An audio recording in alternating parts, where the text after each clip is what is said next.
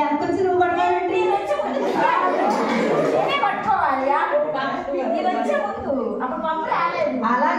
అలా కాదు నేనే ముందు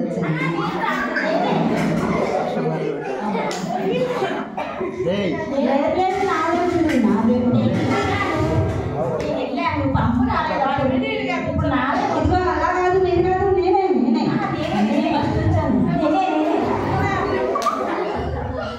ఏంటి మీరు అసలు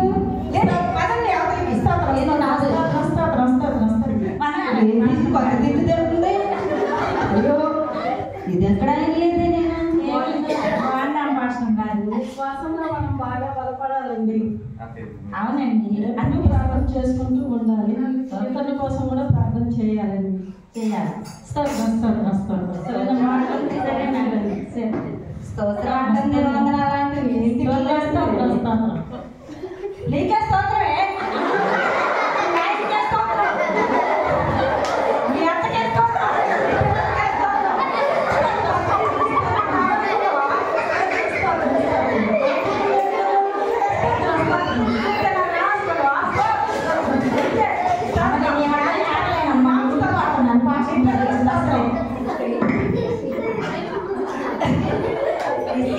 నేర్చుకునేది ఏంటంటే నిజంగా మనం దేవుని పిల్లలం అయితే గొడవలు పడకుండా ప్రశాంతంగా ఉండాలన్నదే దేవుని మాట.